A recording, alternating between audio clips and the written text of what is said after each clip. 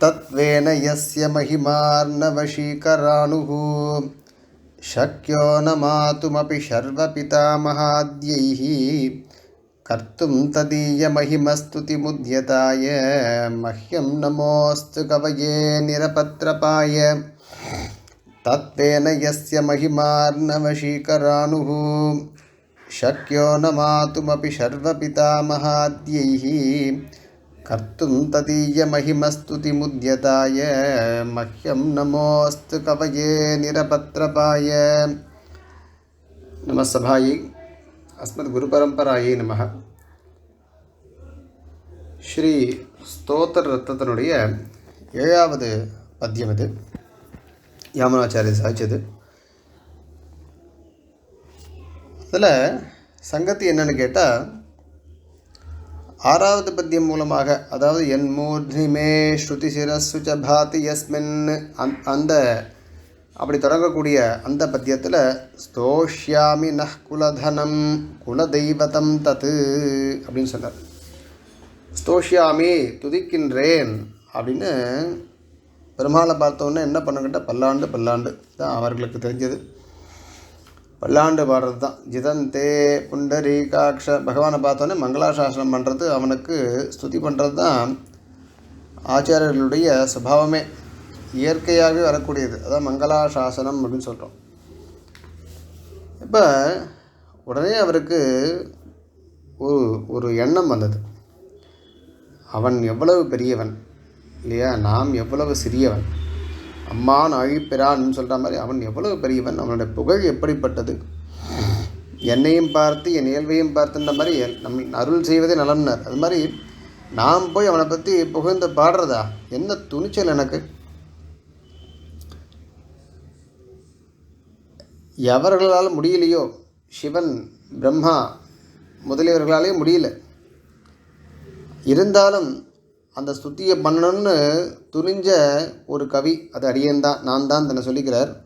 நிரபத்திரபாய, அந்த வெட்கமில்லாத, இம்ப்யூடன்ட்னு இங்கிலீஷில், அப்படிப்பட்ட கவியான எனக்கு ஒரு நமஸ்காரம்னு பகவானுக்கு நமஸ்காரம் பண்ணார். என்னையும் நானும் நமஸ்கரிக்கப்பட வேண்டியவன். அப்பா பெரியாள் பாணி, ரொம்ப துணிச்சல் உனக்கு, பகவானை துதிக்க ஆரம்பிச்சிட்டியா நீ, பெரிய நமஸ்காரம் உனக்கு அப்படின்னு ஏளனமாக சொல்கிறோமோ அது மாதிரி இந்த பத்தியத்தை அமைச்சிருக்கார்.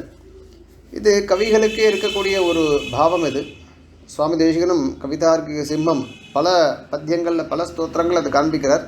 உதாரணத்துக்கு நம்ம பார்த்தோம்னா ஸ்ரீ வரதராஜ பஞ்சாஷத்தில் யஸ்யானுபாவம் அதிகந்தும் அசக்னுவந்தஹ முஹ்யந்த்யபங்குரதியோ முனிசார்வபௌமாஹ தஸ்யைவ தே ஸ்துதிஷு சாஹசமஷ்ணுவானஹ க்ஷந்தவ்யயேஷ பவதா கரிசைலநாத ஏஷா க்ஷந்தவ்யஹண்டர் ஏன்னா சாகசம் அஷ்ணுவானஹ முஹ்யந்தி அபங்குரதிய. வால்மீகி போன்றவர்கள்லாம் கூட தயங்குறாலாம், முனி சார்வபௌமர்கள்லாம் பகவானை பற்றி துதிக்கிறதுக்கு நம்மளால் முடியலையே, எவ்வளோ பெரிய விஷயம் இது, கம்பீரமான விஷயம் இதுன்னு அவெல்லாம் பயப்படுறா. நான் என்ன பண்ணுறேன், உடனே அதில் குதிச்சிட்டேன் அந்த காரியத்தில், அதனால் உம்மால் மன்னிக்கப்பட வேண்டியவன் அவருடைய அந்த இடத்துல பாவம். அது மாதிரி எதுக்கு விஞ்ஞாபிச்சேன்னா, அது இவர்களுடைய நெய்ச்சான சந்தானம் அது. அப்போ நமஹ அஸ்து இதுதான் கடைசியில் நமக்கு தேவையான இப்போ அர்த்தம் புரிஞ்சுக்கிறதுக்கு ஆப்ரேட்டிவ் பார்ட். நமஹ அஸ்து, நமஸ்காரமானது இருக்கட்டும். யாருக்கு பாருன்னு கேட்டால் மஹ்யம் அப்படின்ட்டு. மஹ்யம்னா எனக்கும் ஒரு நமஸ்காரம் அப்படின்னு எடுத்துக்கணும். நம்ம உமக்கு ஒரு நமஸ்காரம், எனக்கும் ஒரு நமஸ்காரம். நான் ஏன் உமக்கு ஒரு நமஸ்காரம் பண்ணணும், இப்போ எதுக்கு நமஸ்கரிச்சுக்கிறேன்னு சொன்னால், நிரபத்திரபாய கவையே, இந்த ஒரு விவேகமில்லாத ஒரு கவி, பண்ண முடியாத காரியத்தை திண்டாடுறா லோகத்தில் பல பேர் இல்லையா. அந்த மாதிரி இது எவ்வளோ மகத்தான காரியம், இதை போய் கொஞ்சம் கூட யோசிக்காமல் லஜ்ஜை இல்லாமல் எடுத்துன்னுட்டனே. உத்தியதாய கர்த்தும் உத்தியதாய, எதையோ ஒரு காரியம், அந்த காரியத்தை செய்வதற்கு உத்தியதகனா ரெடி, சித்தமாக இருக்கக்கூடிய, கிளம்பியாச்சு அதை பண்ணுறதுக்கு. அப்படிப்பட்ட லஜ்ஜையில்லாத கவியான எனக்கு, பயமில்லாத ஒரு கவிக்கு ஒரு நமஸ்காரம். என்ன காரியம் அது? கிம் கர்த்தும் ஸ்துதிம் கர்த்தும், ஸ்துதியை செய்வதற்காக. அது என்ன அப்படின்னு கேட்டால் ததீய மகிமஸ்துதிம். ததியன அவனுடைய எஸ்யன்னு ஆரம்பித்தாலும் அதுக்கு சம்பந்த பதம் இருக்கும். ததியன்னு சொன்னால் அவனுடைய மகிமையை ஸ்துதிப்பதற்கு அல்லது மகிமையை கூற வந்த ஸ்துதியை செய்வதற்கு கிளம்பிவிட்ட ஒரு யோசிக்காமல் காரியத்தில் இறங்கிய அடியேனுக்கும் இந்த மந்த கவிக்கும் ஒரு நமஸ்காரம். ஏன் அப்படின்னா மகத்தான காரியம் அது, பண்ண முடியாதா என்ன அப்படின்னு கேட்டால், யஸ்ய மகிமார்ணவசீகரானுஹு தத்வேன மாத்தும் அபி ந சக்யஹ. யஸ்யன எவனுடைய அர்த்தம், எவனுடைய மகிமார்ணவ சீகரானுகு, மகிமா அர்ணவ சீகரானுகு, அதாவது என்னன்னு கேட்டால் மகிமையே ஒரு பெருங்கடல் மாதிரி இருக்கும். கடலை போன்ற ஒரு மகிமையை உடைய எம்பெருமான் எவனுடைய மகிமை அப்படி இருக்கின்றதோ, தத்வேன மாத்துமப்பி ந சக்கிய, அதை உள்ளதை உள்ளபடி சொல்கிறதுக்கு பண்ணவே முடியாது. ஷீக்கர அணுகு, அதாவது மகிமார்ணவ ஷீக்கர அணுகு, அந்த கடலை பாடுறது இருக்கட்டும், அதுலேருந்து வரக்கூடிய ஒரு நுரை, அதில் இருக்கக்கூடிய ஏதோ ஒரு மைன்யூட்டான ஒரு பார்ட்டிக்கிள், அணு அளவு இருக்கக்கூடிய ஒரு விஷயம், அதை கூட அப்பி ஷீக்கரானுஹப்பி மாத்தும் ந சக்கிய, அதை கூட அளக்க முடியாது, பாட முடியாது, துதிக்க முடியாது. யாராலும் கேட்டால் சர்வ பிதா மகாத்யேகி, இவர்களெல்லாம் பகவானை ஸ்துதி பண்ணியவர்கள் தான், அவர்களுக்கு அந்த ஞானத்தை பகவான் கொடுத்திருக்கின்றான். இருந்தாலும் அவர்களாலும் அது பண்ண முடியாத ஒரு காரியம். அப்படி இருக்கும்பொழுது ததிய மகிமஸ்துதிம், அப்படிப்பட்ட அவனுடைய அந்த பெருமையை ஸ்துதி செய்வதற்காக ஆரம்பித்த அடியேனுக்கு, லஜ்ஜை இல்லாத அடியேனுக்கு ஒரு நமஸ்காரம் அப்படின்னு தன்னுடையதான ஒரு தாழ்ச்சி, ஒரு நைச்சான சந்தானத்தை அவர் செய்து கொள்கிறார். இது ஒரு நிந்தாஸ்துதின்னு சொல்லலாம். நிந்தாஸ்துதின்னு சொன்னால் இது ஒரு கவிகளுடைய இது ஒரு சைலி. இது அவ்வாறு அவரும் அதை செய்கிறார். சுவாமியோட வியாக்கியானத்தை பார்க்கும்போது முன்ன சொன்ன மாதிரி பல விஷயங்கள் சாதிக்கிறார். அதில் பகவானுடைய மகிமையை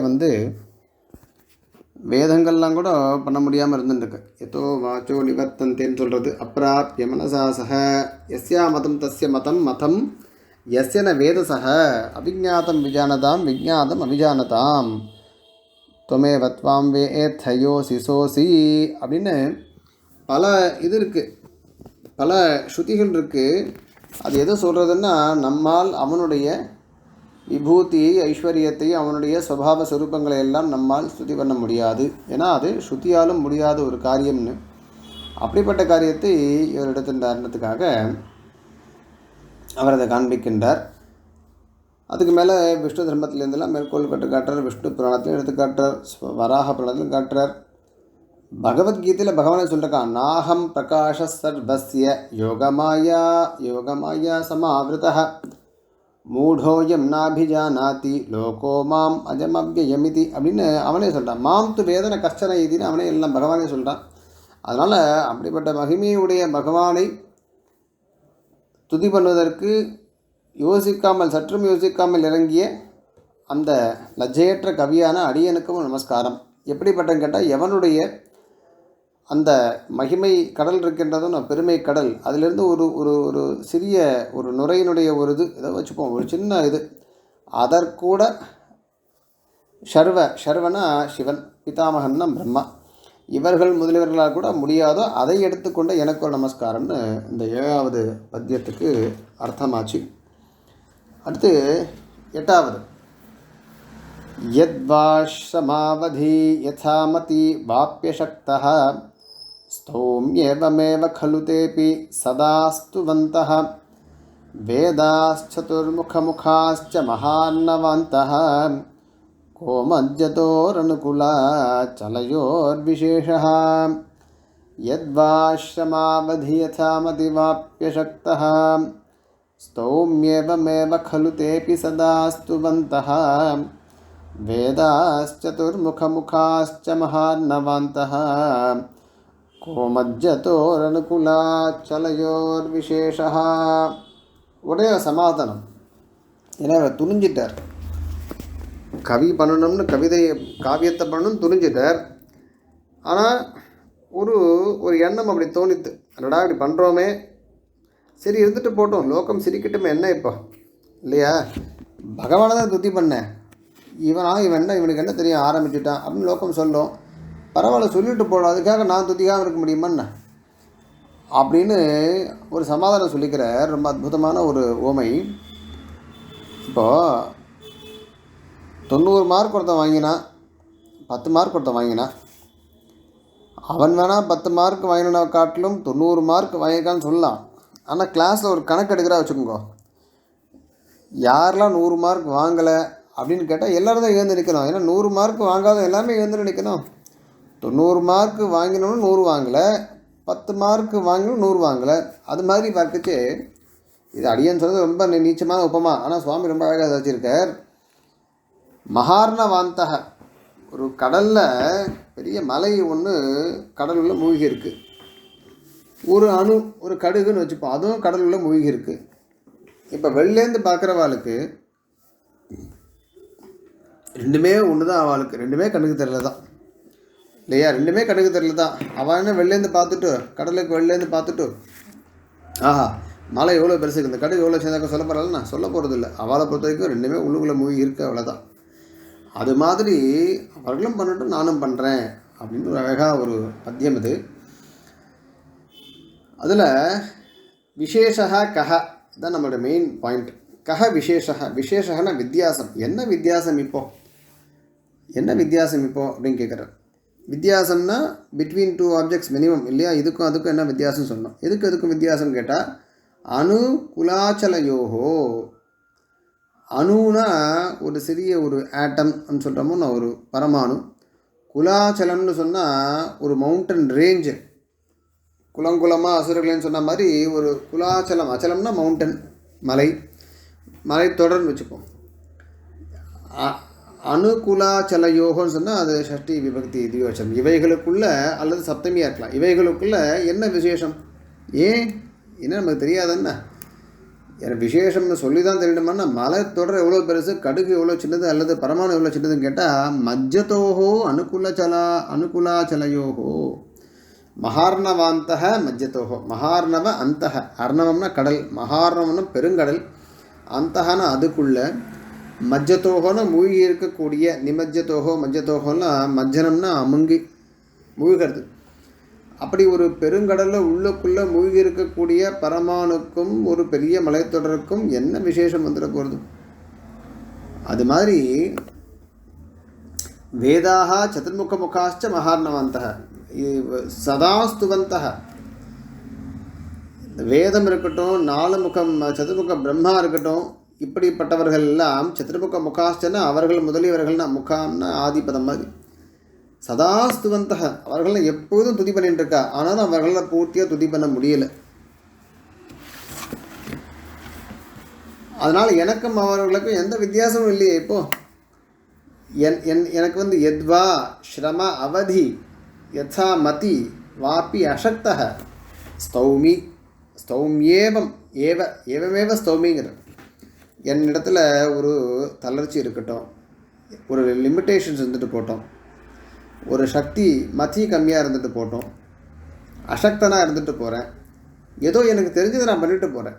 ஏன் பண்ணுறேன் அப்படின்னு சொன்னால், எனக்கு நமஸ்காரம்லாம் பண்ணி என் லோகம் பார்த்து சிரித்தா கூட நான் பண்ண போகிறேன். ஏன்னு சொன்னால் என்ன வித்தியாசம், இப்போ முடியலைன்னு சொல்லச்சு 95 எடுத்தும் 100 முடியலை, 10 எடுத்தும் 100 முடியலன்னு முடியல தானே. அது மாதிரி ஒரு பெருங்கடலில் மூழ்கி இருக்கக்கூடிய 2 வஸ்துக்களுக்கு பெருசாக இருந்தாலும் சிறுசாக இருந்தால் ரெண்டுமே மூழ்கி தான் இருக்குது அப்படின்னு ரொம்ப அழகாக ஒரு ஓமையை காட்டி தான் இந்த ஸ்துதியை செய்யப்போவதாக உறுதி பூண்டு மேலே ஸ்துதி பண்ண போகிறார். ரொம்ப அற்புதமான ஒரு கிரந்தம், ஒரு இது இன்னும் வரப்போகிறது. வெயில் ரொம்ப ரொம்ப ரொம்ப எல்லாமே ரொம்ப அற்புதமான பத்தியங்கள் தான் இருந்தாலும் வரப்போகிறது. சுவாமி தேசிகனுடைய வியாக்கியானத்தை பார்க்கும்போது காளியினுடைய ஸ்துதி ஒன்று எடுத்து கட்டுறார், மேற்கோள் கட்டுறார். சோகம் தே தேவதேவேஷ நார்ச்சநாதோ ஸ்துதோ நச்ச சாமர்த்தியவான் கிருபா மாத்திர மனோவிருத்தி பிரசீதமே இது.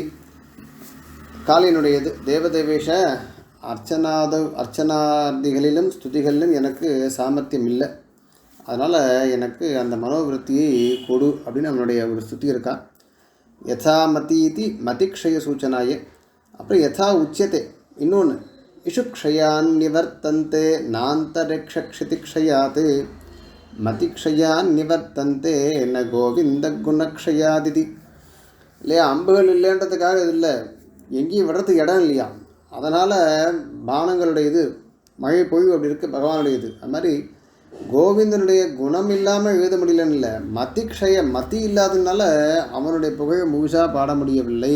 ஏன் எழுதலை மேலேன்னு கேட்டால் அதுக்கு மேலே தோணலை. எழுதுறதுக்கு நிறைய இருக்குது, ஆனால் எழுதுவதற்கு ஒன்றும் இல்லைன்றதுனால நிறுத்திவிடவில்லை. எழுதுவதற்கு நிறைய இருந்தால் கூட எப்படி என்ன சொல்கிறதுன்னு தெரியும், நம்மளால் தெரிஞ்சிக்க முடியல அப்படின்னு. அப்புறம் நிறைய இன்னும் மேற்கோள் காட்டுட்டே போகிற மகாபாரதத்தில் வச்சனம் காட்டுறார். யதா ஜானம் து வக்ஷாமி புருஷம் தம் சனாதனம் தஸ்யைகஸ்ய மஹத்வம் ஹி சச்சைக புருஷஸ்மதः. யதா ஜானம் து வக்ஷாமி, தெரிஞ்ச சொல்கிறேன். ஏன்னா சனாதனமான அந்த புருஷனை பற்றி அவனுடைய மகத்துவம் இருக்கு இல்லையா, அது விசேஷமான ஒரு மகத்துவம். அது அவன்தான் புருஷா. மகாபுருஷ சப்தம் ச விபர்த்தி ஏக சனாதனைத்தி. அந்த மகாபுருஷன்ற சப்தத்தை அவன் ஒருவனே பரிக்கின்றான் அப்படின்னு. அது மாதிரி சதாஸ்துவந்தகாக்கு ஒரு விசேஷம் கேட்டார். கலுன்னு சப்தத்தை பயன்படுத்தியிருக்கார். கலுன்னு ஸ்ருதியிலேயே கலு சப்தா ஸ்ருத்தியாதி பிரசித்தம் தியோதைதி. ஸ்ருதியிலேயே இது இருக்கின்றது, பகவானுடைய ஸ்துதி இருக்குன்னு அதை யாராலும் பண்ண முடியாதுன்றது இருக்கின்றதை காண்பிச்சு அழகாக தேப்பின்னு இதுக்கு அவர்களை சேர்த்துட்டான்னு சொன்னால் லோகோத்தர ஞான சக்தி மந்தக. அவர்கள்லாம் சாமானியமான ஜனங்களை விட அதிகமாக ஞானம் படைத்தவர்கள், அதற்காக தேப்பி அவர்களும் கூட தாத்பரியமானது. இவ்வாறாக இந்த பத்தியத்துக்கு அவர் வியாக்கியானம் பண்ணியிருக்கார். பல விஷயங்கள் இருக்கின்றன. திருப்பி அதே பாட்டை பாடிட்டு இருக்காண்டிய பல விஷயங்கள் இருக்குது. இப்போ அதே மாதிரி தான் மதியினுடைய எல்லை அது ஒன்று குறுகியது, ரெண்டாவது அவகாசம். பின்னொரு போய் பார்க்கச்சே அந்த வியாக்கியானத்தை வச்சுட்டு பார்க்கலாம். நமோ நமோ யாமுனாய யாமுனாய நமோ நமः. நமோ நமோ யாமுனாய யாமுனாய நமோ நமः. அஸ்மத் குரு பரம்பராய நமः. நமஸ்தபாயி.